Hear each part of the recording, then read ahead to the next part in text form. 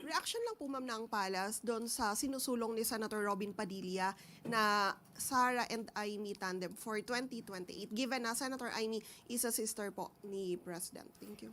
Sila din po ang dating tinawag na Team Itim. So ngayon po, wala pong maaaring tugon at hindi pa po tumutugon o nagre-react ang Pangulo patungkol po dyan. Sunod na tanong mula kay Christian Bascones, PRTV.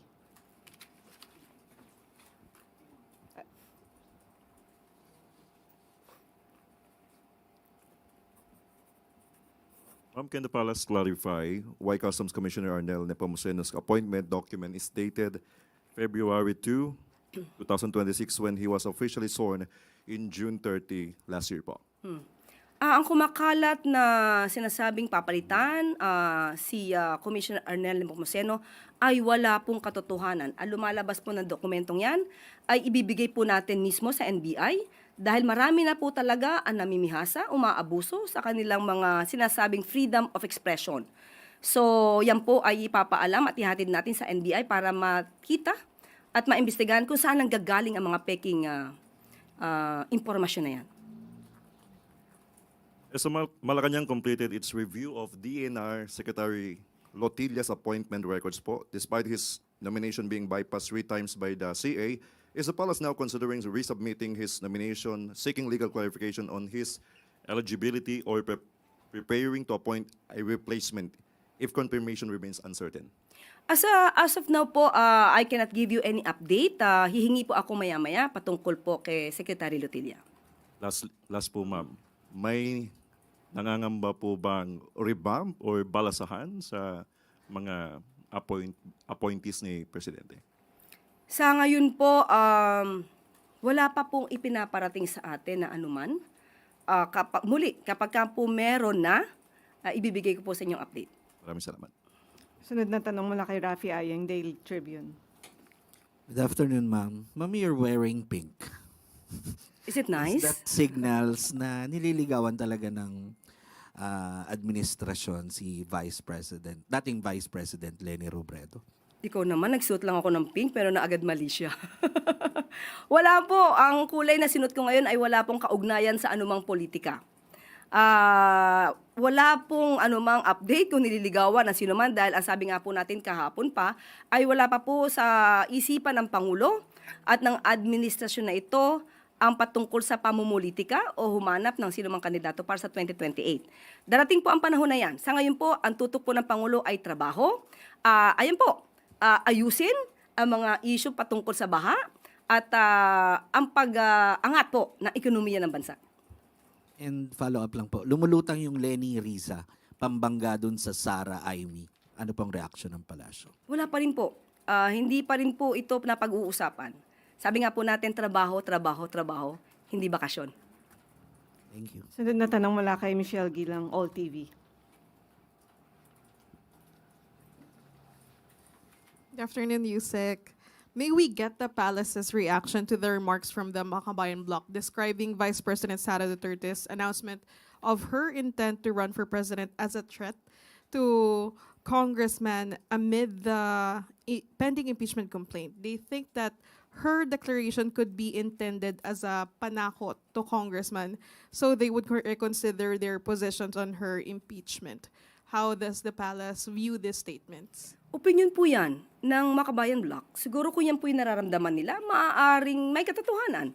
Pero sa mga nahalal po sa House of Representatives, ganyan po ba ang gusto nilang makita ng taong bayan na sila ay natatakot dahil lang sa pagdedeklara na tatakbo ang isang vice-presidente sa pagkapangulo sa 2028? Hindi naman po siguro sila ganon kaduwag para lang matakot dahil nagdeklara lang ang isang tao na siya tatakbo sa pagka-presidente. Sunod na tanong mula kay Ivan Mayrina, GMA7. Yusek, sinasabi po ng Pangulo, of course, that he doesn't want to talk about the elections as of yet at gusto niya magtrabaho. Pero gustuhin man po niya at hindi, following Vice President Duterte's announcement yesterday, it's going to be political. It's going to be about the elections moving forward. How does the President see this affecting his plans, his governance? Wala, hindi maapektuhan. Maaapektuhan ba ng isang vice presidente na nag-announce lamang siya na siya'y tatakbo ang pagtatrabaho ng Pangulo? Kung ang iisipin lamang ng Pangulo natin ay ang mga sinasabi ng vice presidente, hindi natatakbo ang gobyernong ito. So hindi po maaapektuhan ang focus ng Pangulo para maiangat ang ekonomiya ng bansa, maiangat ang buhay ng bawat Pilipino, at masolusyonan ang issue sa baha na hindi nasolusyonan noon pa. And given that, makakaasa din po kaya tayo na the President will make statements concerning the Vice President's tirades against him. Dahil, yun nga po, it's election season. Nung pa natin sinasabi, lahat ng sinasabi ng Vice Presidente, halos doon. Fake news. Ano pa ba? Ang dapat sagutin pa ng Pangulo kung kayo mismo taga-media, alam nyo na ang lahat halos ng sinasabi ng Vice Presidente ay fake news. Sunod na tanong mula kay Sammy Dinilla, Business Mirror. Good afternoon, ma'am. Mag-follow up lang po kami regarding po doon sa naging commitment ng DPWH kay President regarding sa flood control. May na-mention po ba kung may ilang target flood control projects yung target ma-complete ng DPWH before mag-start po yung rain season this year? Kahapon ay nag-usap po sila ng Pangulo. Ang detalye po ay na kay Sec Dave, pero po ang natatandaan ko na banggit sa atin, meron pong inaasahan tayo na pagpapagawa ng classrooms ng 13,000. Yun po ang isa nabanggit. At of course, patuloy pa rin po ang ayusin ang mga hindi natapos na mga proyekto, lalong-lalo na siyang nagiging sanhi ng pagbaha. Ibibigay ko yung detalye, pagkakuha ko lamang po ng mga papel. Apo. Thank you po. Sunod na tanong mula kay Christian Bascones, PRTV. Ma'am, in connection na po doon sa naunang tanong. Tanong ng masa po. Nasindak po ba yung administration dito sa several announcement like BP Sara announcing her decision to run for president in 2038 and yung sinasabi si Senator Robin Padilla supporting VP Sara and Amy Marcos? Ang Pangulo masisindak? Hindi naman po kasindak-sindak yung pag-a-announce na siya'y tatakbo sa pagkapangulo dahil ramdam na po even before ang kanyang pangangampanya sa labas. So hindi po nakakagulat kung siya mag-announce na siya'y tatakbo bilang Pangulo. Sunod na tanong mula kay Christian Yusores, DZMM. Yusek, nag-post po ng Instagram story si former Vice President and Naga City Mayor Leni Robredo about an ocular inspection para po sa pagbisita raw ni Pangulong Marcos. Can you confirm if the President will visit Naga anytime soon at ano po yung pakay ng Pangulo doon sa pagbisita? Nabanggit ko po kanina sa ating good news, yung Oplan kontra baha ay pinasimulan na po sa Naga City ng ating Pangulo. Busy po ngayon ang kawani ng DPWH para linisin ang mga kanal, ang estero at ang ilog sa Naga City. Yan po ang bibisitahin ng ating Pangulo at totoo po, nabibisita po siya at makakasama niya po ang Mayor Leni Robredo ng Naga City sa February 21. Sabado. And bukod po doon sa activity po ni President doon sa Naga, are we expecting na magkakaroon din sila ng iba pang conversation outside doon po sa project? Yan ang abangan nyo. Yun lang po ang ating, yun lang po ang binigay na impormasyon.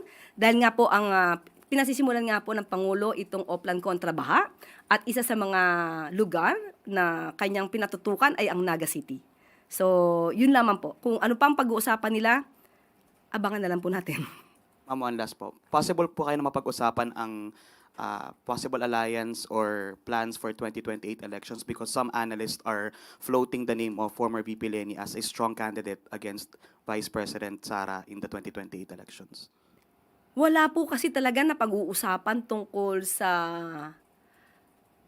pangangampanya o kung sino man ang magiging kandidato sa 2028. Hindi pa po kasi panahon ngayon, napakaaga po pa kasi para tayo mag-announce na ikaw'y tatakbo o hindi. Napakaaga para mamulitika. Ang dami pong dapat na ayusin sa bansa natin. Maraming dapat na ayusin na interes ng ating mga kababayan. So, masyadong maaga ang pag-usapan kung sinong tatakbo sa 2028. Follow-up question mula kay Ivan Mayrina, GMA7.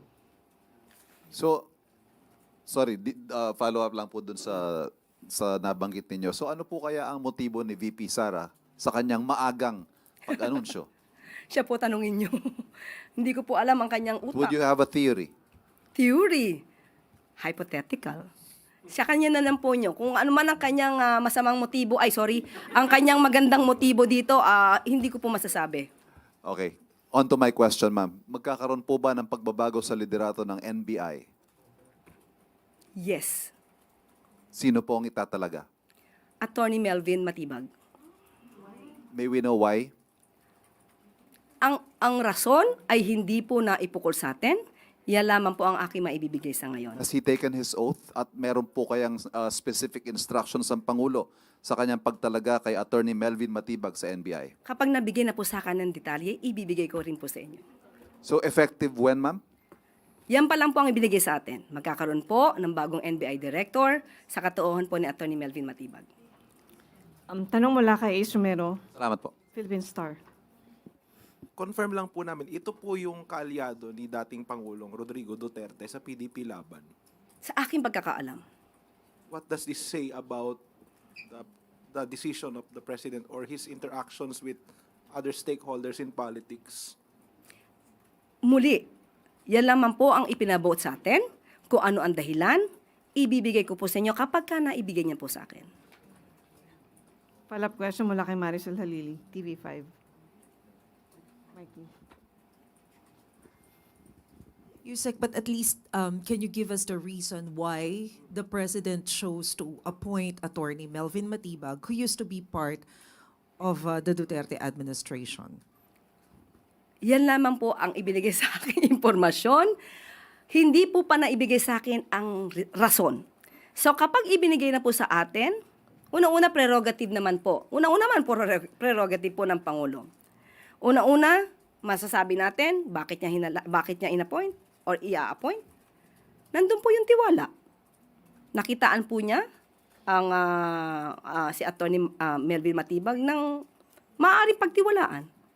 Maaaring magtrabaho para sa gobyerno. Pero kung ano yung pinaka-reason, hindi pa po nasasabi sa akin in details. Kapag ka po naibigay na sa akin, ipapasa ko po agad sa inyo.